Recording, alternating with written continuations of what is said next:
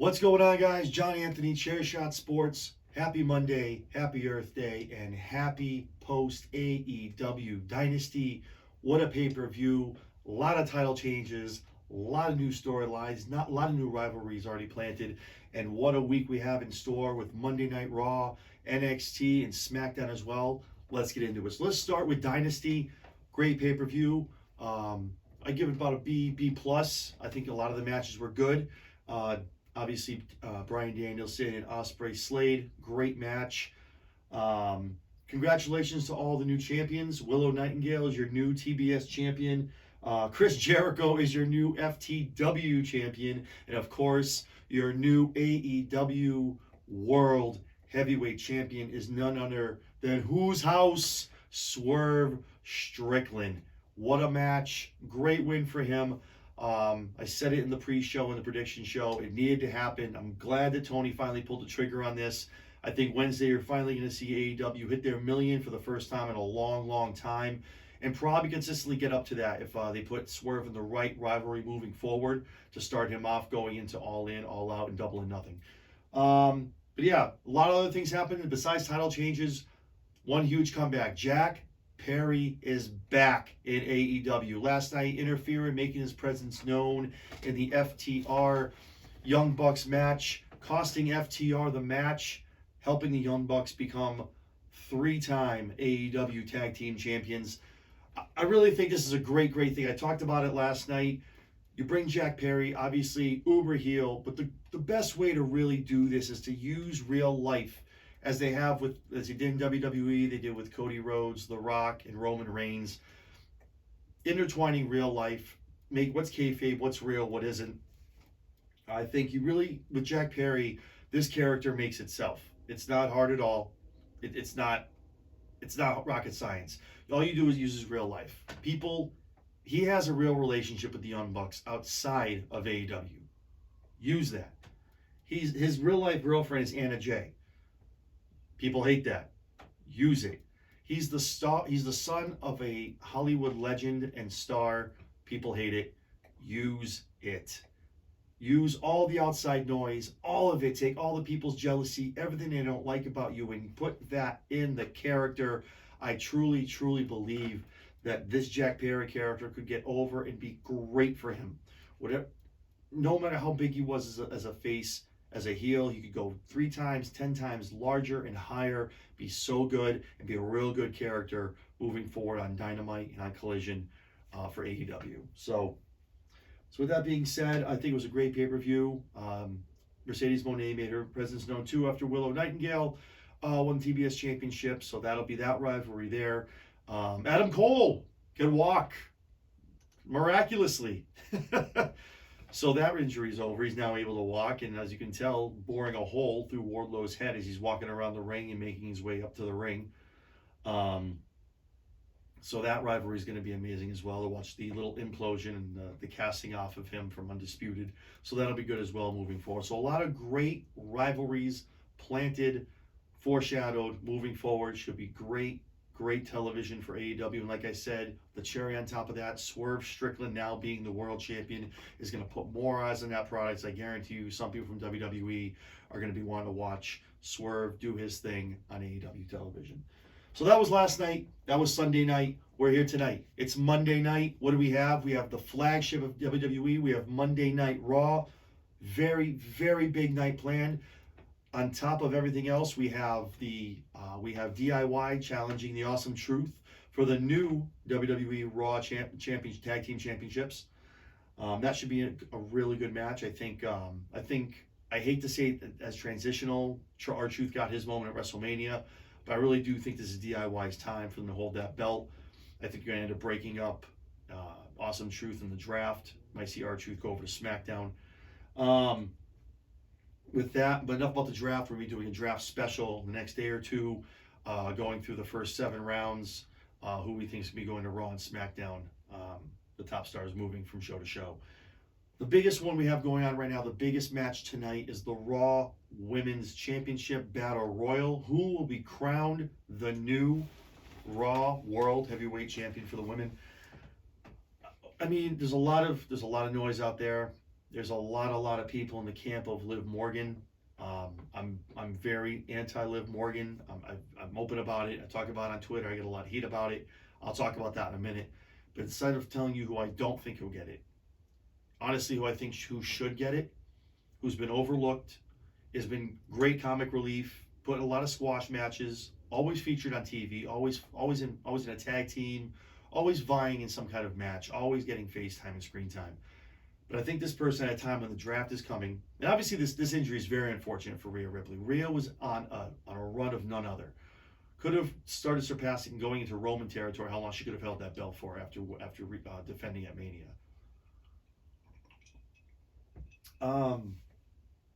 Honestly, I really think this is a time to put the strap on someone who's paid their dues, goes out there every week, no matter what, does whatever she's asked of, whether it be getting squashed, taking L's, being comic relief, being the butt of jokes, whatever it is. I really think this is the time that Chelsea Green should win this battle royal and be the women's champion. Obviously, it's transitional. I'm not saying hey for a 6-7 month run into the Royal Rumble next year, but at least have her maybe win it tonight, defend at Backlash, maybe one more defense after that, and then give it to someone else. That's my pick personally. That's as Chair Shot Sports. That's who we think should be getting that title is just Chelsea Green. I think it's deserving.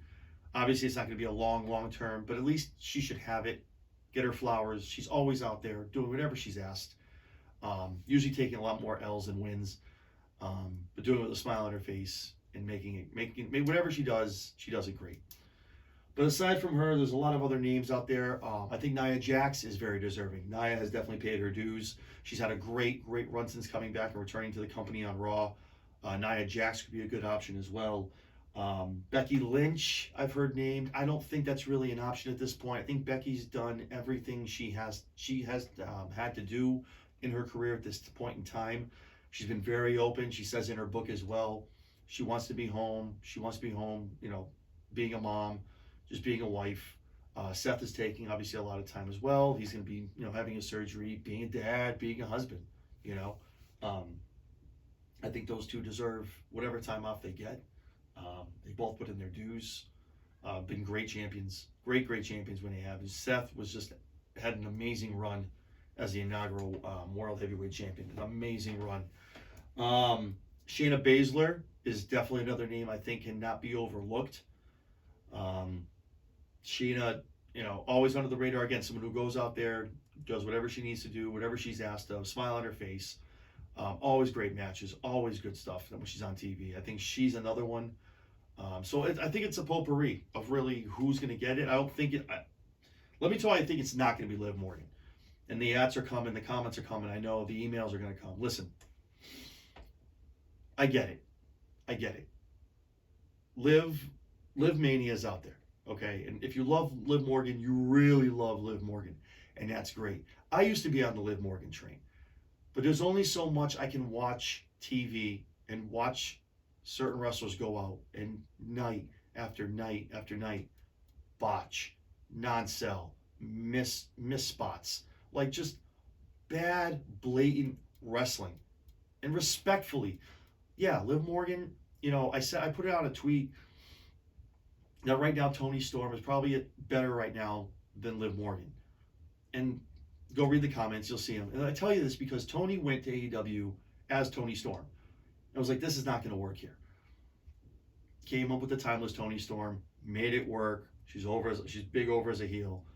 And people are like, oh, it's annoying and it's, this and that. That's the point of the character. That's what it is. Liv she doesn't know if she's a face, if she's a heel. So first she was a face. They gave her the belt. People booed her out of the building. They had to take the belt back off her. So then she comes back. There's been 4 or 5 of these tours as she goes. The most recent one now is the Revenge Tour. Okay? This Revenge Tour wouldn't even be getting any smoke or any kind of off the ground attention if it wasn't for an actual injury to Rhea Ripley.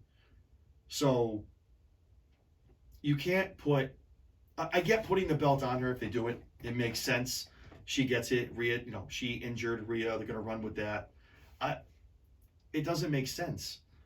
People are putting these videos on and GIFs on on Twitter of her. Like there's one I saw. She's doing a suicide dive through the second rope, and she ends up doing a face plant because she catches the rope. She didn't go far enough. Like that's a hazard to herself and other wrestlers. And she's been proven that she can't stay healthy. Who's this? Okay, they put the strap on her tonight. She fights 2, 3, 4 weeks, and then she gets hurt. Now you have to have another battle royal. What a best case for Liv. Lose tonight. Be one of the final 2. Be one of the final 3. Okay? Lose the belt. Go down to NXT. Work on the promo work. Put the work in the ring. That's what NXT is for. Baron Corbin, people hated Baron Corbin. Look what he did with Breaker over this past 6 months.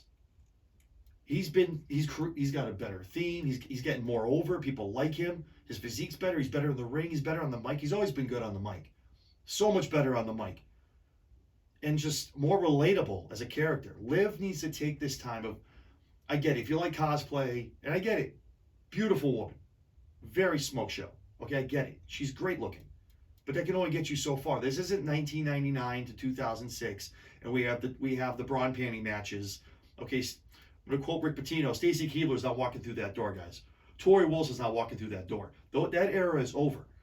And much respect to those 2 women. Had the honor of meeting them about a month ago at the big event in New York. Amazing women. Amazing, amazing women. Like, Liv goes back down to NXT, works on the promo work, works on the in-ring style, hones it down, gets it better. Okay? And, I mean, Roxanne Perez is another one for me. She's a women's champion. She needs to work on her in-ring work as well. Has she gotten better? Absolutely. Is she better on the mic? Absolutely. 100 times better. But that's why she's the champion now.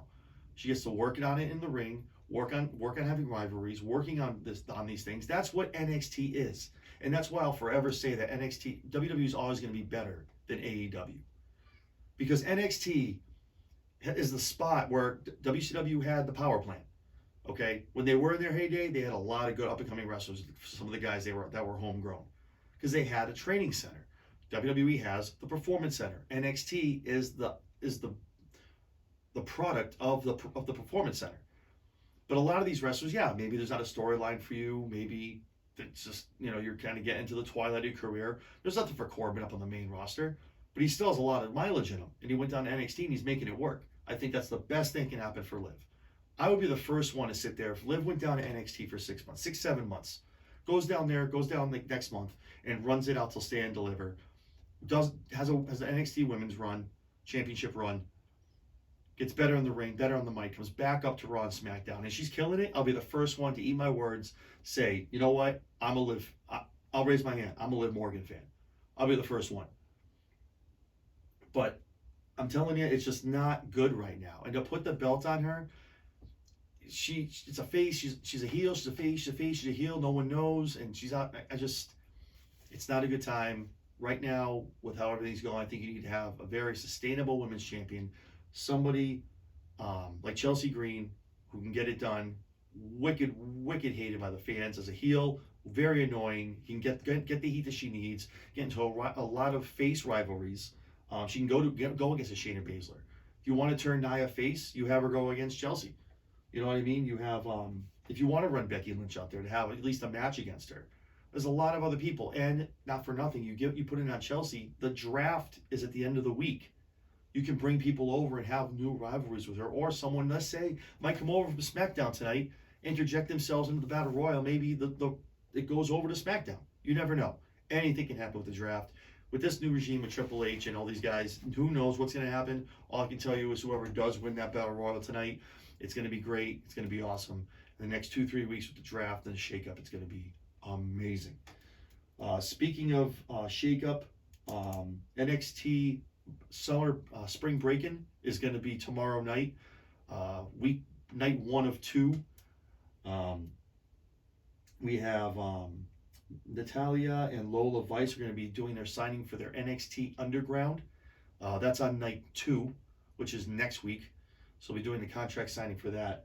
One of the big couple of matches there, you have a 6-man tag with the D'Angelo family taking on Quarter Catch Crew and a traditional 6-man tag. I think that's going to be good. All 6 of those men can wrestle. They can go the distance bell to bell. I think the Angelo family is going to get that win. That's something that's, I think if you do that right and you book that stable the right way, I really thought D'Angelo was going to get the call up this year, but I think with what he's doing, I think he needs to have an NXT championship run with the family and have that, I'll see how that all works out. And if it's done the right way, that family can just elevate themselves up to Raw or SmackDown. And they don't need the draft. You know, that was the thing. If it didn't happen at the beginning of the year when you had to wait an entire year till after the night after WrestleMania for the call-ups and the surprise returns and the surprise signings, all that stuff. The way it works now with NXT being kind of a feeder brand, so now you can have all this and Adam Pearce come out at any point and be like, hey, we just made a great acquisition for Raw and or SmackDown, and we got the D'Angelo family coming up.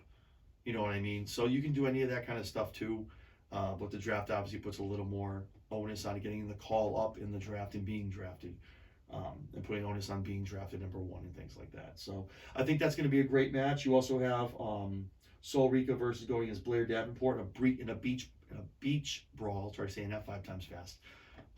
That should be a great match. Ever since Sol's come back from her injury, she's been looking great. And Davenport, I think Davenport is going to be getting a call up. I believe she's probably going to the SmackDown brand.